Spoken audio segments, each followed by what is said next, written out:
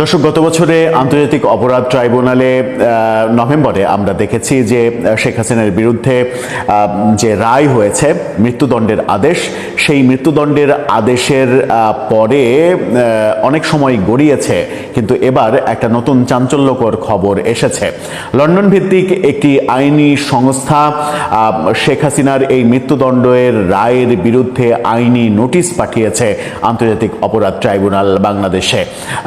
এই আইনি নোটিশে ব্যাপারটা জটিল হয়ে পড়ল। আন্তর্জাতিক কোনো সংস্থা থেকে এ ধরনের আইনি নোটিশ বাংলাদেশে এর আগে ঘটেছে কিনা, এসেছে কিনা, সেটাও বোধহয় একটা গবেষণার ব্যাপার হতে পারে।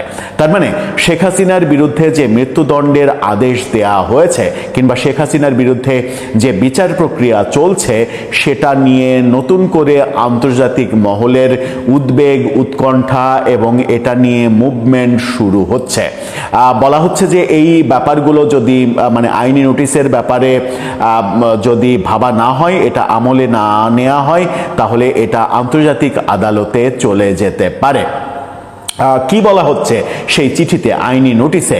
আইনি নোটিশ কেনই বা দেয়া হলো, স্পেসিফিকলি কারা দিল, এর পেছনে আওয়ামী লীগের বড় লবিং কাজ করেছে কিনা, চলুন একটু জেনে দেখি। এবং এর পরিপ্রেক্ষিতে বাংলাদেশে আন্তর্জাতিক অপরাধ ট্রাইব্যুনাল কি সিদ্ধান্ত নিতে পারে, বর্তমান সরকার যে বিব্রতকর পরিস্থিতিতে পড়বে সেটার ভিত্তিতেই বা তারা কি সিদ্ধান্ত নেবে, সেগুলো আলোচনা করে বোঝার চেষ্টা করবে এই ভিডিওতে। থাকবেন, চলে যাচ্ছে মূল আলোচনায়। বলছিলাম, শেখ হাসিনার বিরুদ্ধে যে মৃত্যুদণ্ডের আদেশ দেওয়া হয়েছে সেটাকে চ্যালেঞ্জ করে আইনি নোটিশ পাঠানো হয়েছে এবং নোটিশটি এসেছে লন্ডন ভিত্তিক একটি আইনি সংস্থা থেকে। কি বলছে গণমাধ্যম? চ্যানেল আয়ের শিরোনামটা দেখে নিন। সেখানে বলা হচ্ছে, শেখ হাসিনার মৃত্যুদণ্ডের রায় বাতিলের দাবিতে আইনি নোটিশ। বাংলাদেশের আন্তর্জাতিক অপরাধ ট্রাইব্যুনালে মানবতা বিরোধী অপরাধে জুলাই অভ্যুত্থানে ক্ষমতাচ্যুত সাবেক প্রধানমন্ত্রী শেখ হাসিনার বিচার এবং দণ্ডাদেশকে বেআইনি বলে উল্লেখ করে তা বাতিলে আইনি নোটিশ দেয়া হয়েছে। অর্থাৎ এই রায় বাতিল করতে হবে, এই আদালতের কার্যক্রম বেআইনি, এটা দাবি করছে তারা। শেখ হাসিনার পক্ষে লন্ডন ভিত্তিক আইন সংস্থা কিংসলে নেপোলি এ সংক্রান্ত একটা নোটিশ ট্রাইব্যুনালের কাছে পাঠিয়েছে। চিঠিতে বলা হয়েছে, শেখ হাসিনাকে অনুপস্থিত অবস্থায় বিচার করে মৃত্যুদণ্ডযোগ্য অপরাধে দোষী সাব্যস্ত করা হয়েছে। এটি আন্তর্জাতিক আইনের পরিপন্থী এবং তার ন্যায্য বিচার এবং মৌলিক অধিকার লঙ্ঘিত হয়েছে। তারা বলছে যে এটা আন্তর্জাতিক আইনের পরিপন্থী, এই কর্মযজ্ঞ কোনোভাবেই সমর্থনযোগ্য নয়। একজন অপরাধীর অনুপস্থিতিতে তাকে সুযোগ সুবিধা না দিয়ে তার বিরুদ্ধে একপাক্ষিকভাবে শাস্তি দেয়া এটা গ্রহণযোগ্য হতে পারে না, সেটা বলছে তারা। আইনজীবীরা অভিযোগ করেছেন, বিচারটি এমন এক শত্রুভাবাপন্ন রাজনৈতিক পরিবেশে অনুষ্ঠিত হয়েছে যেখানে আওয়ামী লীগ ও এর সমর্থকদের বিরুদ্ধে দমনমূলক ব্যবস্থা নেওয়া হয়েছে। 2025 সালে দলটির কার্যক্রম নিষিদ্ধ করা, চলমান রাজনৈতিক সহিংসতা এবং আইনজীবীদের উপরে হামলার ঘটনাও এতে উল্লেখ করা হয়েছে। অর্থাৎ এই আদালতে যখন বিচার হয়েছে তখন আওয়ামী লীগ, শেখ হাসিনা তো বটেই, আওয়ামী লীগের নেতাকর্মীরাও দেশে শত্রুর মতো করে ট্রিটমেন্ট পেয়েছে, যে আওয়ামী লীগ সবার শত্রু, আওয়ামী লীগকে শত্রু হিসেবে উপস্থাপন করে এই কাজগুলো করা হয়েছে এবং সেটাকে একপাক্ষিক বলে অভিহিত করছে তারা। চিঠিতে আরো বলা হয়েছে, ট্রাইব্যুনালের বিচারকদের নিয়োগে স্বচ্ছতার অভিযোগ ছিল। এটা একটা ভয়াবহ অভিযোগ যে বিচারক নিয়োগেও স্বচ্ছতা ছিল না এবং রাজনৈতিক সংশ্লিষ্টতা থাকা ব্যক্তিদের নিয়ে বেঞ্চ গঠন করা হয়েছে। অর্থাৎ বিচারকরা রাজনৈতিকভাবে সংশ্লিষ্ট রাজনৈতিক দলের এই দাবি করা হচ্ছে এখানে। এতে বিচারিক স্বাধীনতা প্রশ্নবিদ্ধ হয়েছে, এমনকি একজন বিচারক আগেই দোষী সাব্যস্ত করার ইঙ্গিত দিয়েছেন বলেও দাবি করা হয়েছে। অর্থাৎ বিচারের আগেই একজন বিচারক দোষী সাব্যস্ত হয়েছে এরকম ইঙ্গিত দিয়েছেন। প্রধান প্রসিকিউটরের রাজনৈতিক সম্পৃক্ততা ও আওয়ামী লীগ বিরোধী অবস্থানকে পক্ষপাতমূলক হিসেবে উল্লেখ করা হয়েছে। প্রধান প্রসিকিউটর যিনি ছিলেন তাজুল ইসলাম, তিনি যে একটি ধর্মভিত্তিক রাজনৈতিক দলের লোক এবং তার এজেন্ডা বাস্তবায়ন করেছেন সেই দাবি তারা করছে। এছাড়া প্রসিকিউশন টিমে দুর্নীতির অভিযোগও উল্লেখ করা হয়েছে। প্রসিকিউশন টিমের দুর্নীতি, ওই চৌধুরী আব্দুল্লাহ আল মামুনকে রাজসাক্ষী করার জন্য 1000 কোটি টাকার লেনদেন, এছাড়া একজন পুলিশ কর্মকর্তাকে খালাস দেওয়ার জন্য ব্যাগ ভর্তি টাকা লেনদেন, একজনকে জামিন দেওয়ার জন্য কোটি টাকা ঘুষ দাবি, এই ঘটনাগুলো কিন্তু ওপেন সিক্রেট হয়ে গেছে। সেই কথাই তারা বলছে। শেখ হাসিনাকে অভিযোগ, প্রমাণ বা আত্মপক্ষ সমর্থনের সুযোগ দেওয়া হয়নি। এটি নাগরিক ও রাজনৈতিক অধিকার সম্পর্কিত আন্তর্জাতিক চুক্তির 14 অনুচ্ছেদের লঙ্ঘন, অর্থাৎ আন্তর্জাতিক চুক্তিও লঙ্ঘন করা হয়েছে এই আদালতে, সেটাও বলছে তারা। Human rights watch, amnesty international, freedom house এবং ইন্টারন্যাশনাল বার অ্যাসোসিয়েশন সহ বিভিন্ন আন্তর্জাতিক সংস্থা এ বিষয়ে উদ্বেগ প্রকাশ করেছে। আমরা দেখেছি শেখ হাসিনার এই রায়ের পরে হিউম্যান রাইটস ওয়াচের এই রায়ের কার্যকারিতা, এই রায়ের নিরপেক্ষতা এবং এই রায়ের নানা রকমের, শেখ হাসিনার পক্ষে যিনি আইনজীবী তিনি হো হো করে হাসছেন, তিনি কষ্ট পেয়েছেন বলে হাসছেন, তার মানে যথেষ্ট সময় দেওয়া হয়নি, তিনি যথেষ্ট সময় নেননি, তিনি মানে তার ক্লায়েন্টের পক্ষে যথেষ্ট মুভমেন্ট করেননি, এই অভিযোগগুলো তারা তুলেছিল। ল ফার্মটি বলছে ট্রাইব্যুনালের এখতিয়ারও প্রশ্নবিদ্ধ, অর্থাৎ এটা সব থেকে ভয়াবহ অভিযোগ। তারা বলছে যে এটি মূলত 1971 সালের মুক্তিযুদ্ধকালীন অপরাধ বিচারের জন্য গঠিত হলেও পরবর্তীতে ক্ষমতা বাড়ানো হয়েছে যা বেআইনি। এই ট্রাইব্যুনালটা গঠন করা হয়েছিল মূলত 1971 সালের যুদ্ধাপরাধীদের বিচার করার জন্য, কিন্তু সেই আদালতে শেখ হাসিনার বিচার এটা বহু দিক থেকেই বিতর্কিত হয়েছে। দেশে বিদেশে নানাভাবে সমালোচনা করা হয়েছে। শেখ হাসিনার বিচারের জন্য আলাদা ট্রাইব্যুনাল গঠন করা যেতে পারত, সাধারণ আদালতে বিচার হতে পারত, কিন্তু এই যুদ্ধাপরাধের ট্রাইব্যুনালে তার বিচার, এটাকে অনেকে এভাবেও ব্যাখ্যা করার চেষ্টা করেছেন যে শেখ হাসিনা যেহেতু এই আদালতে রাজাকারদের বিচার করেছেন, সেই কারণে তার প্রতিশোধ নেওয়ার জন্য এই আদালতে শেখ হাসিনার বিচার করে প্রতিশোধটা পরিপূর্ণভাবে নেয়ার বন্দোবস্ত করেছে প্রফেসর ইউনূস সরকার। এই অভিযোগটা অনেক দিন থেকে আমরা শুনছি। অভিযোগের পক্ষে বিপক্ষে আমরা বলতে চাই না, কিন্তু যে কোনো ধরনের অভিযোগ একটা আদালতের বিরুদ্ধে, সেই অভিযোগ কিন্তু এই আদালতের বিচার ব্যবস্থাকে প্রশ্নবিদ্ধ করে। এর আগে আমরা amnesty international, human rights watch তাদের এই ব্যাপারে দ্বিমত দেখেছি, তাদের প্রতিবাদ দেখেছি, তাদের উদ্বেগ দেখেছি। এবার এই ল ফার্মটি যখন আইনি নোটিশ দিল, তখন এর আইনি ভিত্তি কত দূর যাবে সেটা এখন আমাদের অপেক্ষা করার পালা যে কি হতে পারে এটার পরিপ্রেক্ষিতে। সবশেষে তারা দাবি করেছে শেখ হাসিনার বিরুদ্ধে দেওয়া রায় বাতিল করতে হবে, মৃত্যুদণ্ড কার্যকর করা যাবে না, আন্তর্জাতিক মান অনুযায়ী পুনর্বিচার করতে হবে এবং আওয়ামী লীগের সঙ্গে সংশ্লিষ্টদের নিরাপত্তা নিশ্চিত করতে হবে। এই রায় বাতিলের কথা তারা বলছে এবং নিরপেক্ষভাবে আবার বিচারের আয়োজন করার কথা তারা বলছে। দর্শক, আপনার কাছে কি মনে হয় এই আইনি নোটিশ, মৃত্যুদণ্ড বাতিল করার এই আইনি নোটিশ, এটা কি আমলে নেবে আন্তর্জাতিক অপরাধ ট্রাইব্যুনাল, কিংবা ট্রাইব্যুনালের বিরুদ্ধে যে সকল অভিযোগ এই আইনি নোটিশে করা হচ্ছে সেই সকল অভিযোগের ভিত্তিই বা কতটুকু? আপনার মতামত সে ব্যাপারে জানিয়ে লিখতে পারেন আমাদের কমেন্ট বক্স।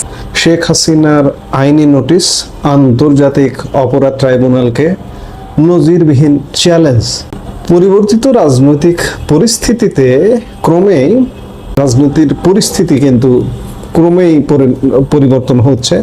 বিশেষ করে আওয়ামী লীগের রাজনীতি গত 1.5 বছর যাবৎ একটা জায়গায় থেমে আছে, আর মনে হয় থেমে থাকবে না, কারণ আন্তর্জাতিকভাবে একটা নড়াচড়া শুরু হয়েছে এবং দেশীয়ভাবেও নড়াচড়া শুরু হতে বাধ্য হবে। আপনারা ইতিমধ্যে জানেন যে জাতিসংঘের একটা বাংলাদেশ সরকারের উপরে চাপ আছে যে আওয়ামী লীগের নিষেধাজ্ঞা প্রশ্নে। জাতিসংঘ ইতিমধ্যে ইউনূস সরকারকে চিঠি দিয়েছে, সেই ইউনূস সরকার সেই চিঠির জবাব দিয়ে যেতে পারেনি, কিন্তু স্বাভাবিকভাবে আওয়ামী লীগের নিষেধাজ্ঞা থাকবে নাকি উঠবে বা কোন প্রক্রিয়ায় আওয়ামী লীগ চলবে, এগুলো নিয়ে জাতিসংঘকে 60 দিন সময়সীমার মধ্যে একটা জবাব দিতে হবে এবং যে সময়সীমাটা খুব কাছাকাছি চলে এসছে, খুব শীঘ্রই এর জবাব দিতে হবে। আর এরই মধ্যে আরেকটি নজিরবিহীন ঘটনা ঘটলো। শেখ হাসিনার পক্ষ থেকে আন্তর্জাতিক অপরাধ ট্রাইব্যুনালকে একটা নোটিশ দেওয়া হয়েছে এবং চ্যালেঞ্জ করে নোটিশ দেওয়া হয়েছে। নিজের মৃত্যুদণ্ডের সাজা রদ চেয়ে এবার আন্তর্জাতিক অপরাধ ট্রাইব্যুনালকে আইনি নোটিশ পাঠালেন সাবেক প্রধানমন্ত্রী শেখ হাসিনা। লন্ডনের একটি বিখ্যাত আইন সংস্থার মাধ্যমে পাঠানো এই নোটিশে তিনি তার বিচারকে সম্পূর্ণ প্রহসন এবং আন্তর্জাতিক আইনের পরিপন্থী বলে বর্ণনা করেছেন। শুধু তাই নয়, ভবিষ্যতে কোনো বিচারের ক্ষেত্রে আন্তর্জাতিক মানদণ্ড অনুসরণের দাবিও জানিয়েছেন তিনি। গত সোমবার লন্ডনের আইন সংস্থা কিংসলে নেপোলি শেখ হাসিনার পক্ষে এই আইনি নোটিশ পাঠায়, যা আজ বুধবার ট্রাইব্যুনালের হাতে পৌঁছেছে। একটু মনে করিয়ে দিই আপনাদের, গত বছর 17 নভেম্বর মানবতা বিরোধী অপরাধের অভিযোগে ট্রাইব্যুনাল শেখ হাসিনাকে মৃত্যুদণ্ড প্রদান করে। এছাড়া আরও বেশ কিছু মামলায় তার বিভিন্ন মেয়াদে কারাদণ্ড হয়েছে। এই নোটিশটি এমন এক সময় এলো যখন জাতিসংঘ আওয়ামী লীগের ওপর নিষেধাজ্ঞা নিয়ে সরকারকে চিঠি দিয়েছে। বর্তমানে বাংলাদেশে তারেক রহমানের নির্বাচিত সরকার ক্ষমতায় এবং ট্রাইব্যুনালের চিফ প্রসিকিউটর পদেও রদবদল হয়েছে এরই মধ্যে। এই প্রেক্ষাপটে শেখ হাসিনার এই চ্যালেঞ্জ অত্যন্ত তাৎপর্যপূর্ণ। নোটিশে বলা হয়েছে, কিংসলে নেপোলি শেখ হাসিনা ও আওয়ামী লীগের পক্ষে কাজ করছে। তারা আনুষ্ঠানিকভাবে এই বিচার প্রক্রিয়া ও দণ্ডের বিরুদ্ধে আপত্তি জানাচ্ছে। যে আইনি নোটিশটি দেওয়া হয়েছে সেই নোটিশের কিছু গুরুত্বপূর্ণ পয়েন্ট যদি আমরা দেখি, সেখানে দেখা যায় উল্লেখ করা হয়েছে যে প্রতিনিধিত্ব ও প্রাথমিক আপত্তি। নোটিশে বলা হয়েছে কিংসলে নেপোলি শেখ হাসিনা ও আওয়ামী লীগের পক্ষে কাজ করছে। তারা আনুষ্ঠানিকভাবে এই বিচার প্রক্রিয়া ও দণ্ডের বিরুদ্ধে আপত্তি জানাচ্ছে। অনুপস্থিতিতে এই বিচারকে আন্তর্জাতিক মানের সঙ্গে মৌলিকভাবে অসামঞ্জস্যপূর্ণ এবং মৌলিক অধিকারের লঙ্ঘন বলা হয়েছে। 2 নম্বর পয়েন্টে যেটি দেখা যাচ্ছে যে রাজনৈতিক পরিবেশ ও বৈরিতা। শেখ হাসিনার আইনজীবীদের দাবি বিচার হয়েছে এক চরম বৈরী পরিবেশে। 2025 সালের মে মাসে আওয়ামী লীগকে নিষিদ্ধ করা এবং দলটির সমর্থকদের উপর দমন পীড়ন ও আইনজীবীদের গ্রেপ্তারের ফলে ন্যায় বিচারের পরিবেশ ছিল না। 3 নম্বর, বিচার বিভাগ ও প্রসিকিউশনের নিরপেক্ষতা। নোটিশে বিচারক ও প্রসিকিউশনের স্বাধীনতা নিয়ে গুরুতর প্রশ্ন তোলা হয়েছে। রাজনৈতিকভাবে সংশ্লিষ্ট বিচারক নিয়োগ ও তাদের পক্ষপাতমূলক মন্তব্য এই মামলার একটা দুর্বল দিক।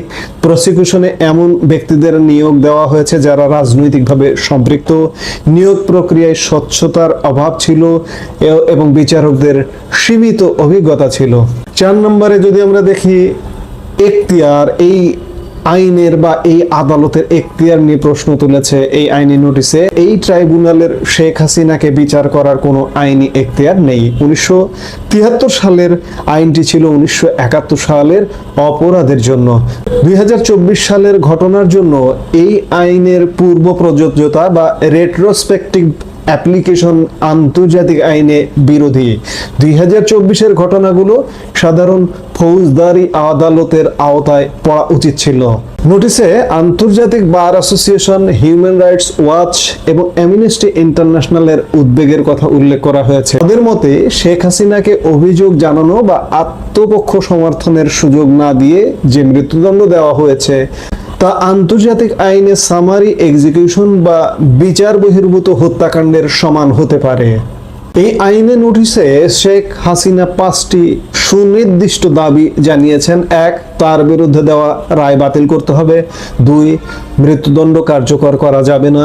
3, ভবিষ্যতের যে কোনো বিচার আন্তর্জাতিক মানদণ্ড অনুযায়ী করতে হবে।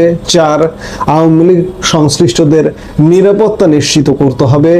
5, সরকার যেন আইনি লঙ্ঘনগুলো স্বীকার করে প্রয়োজনীয় ব্যবস্থা নেয়। শেখ হাসিনা এই চিঠির জবাব দেওয়ার জন্য 14 দিনের সময় বেঁধে দিয়েছেন। এখন দেখার বিষয় তারেক রহমানের নির্বাচিত সরকারের অধীনে পুনর্গঠিত এই আন্তর্জাতিক অপরাধ ট্রাইব্যুনাল এই আইনি চ্যালেঞ্জের জবাবে কি পদক্ষেপ নেয়। বাংলাদেশের বিচার ব্যবস্থার নিরপেক্ষতা কি বিশ্ব দরবারে নতুন করে প্রশ্নের মুখে পড়বে, নাকি আইনের শাসন মেনেই এগোবে সরকার? আপনার মতামত কমেন্ট বক্সে জানাতে পারেন। এই মুহূর্তের ভিডিও থেকে বিদায় নিতে চাইছি। সবাই ভালো থাকুন।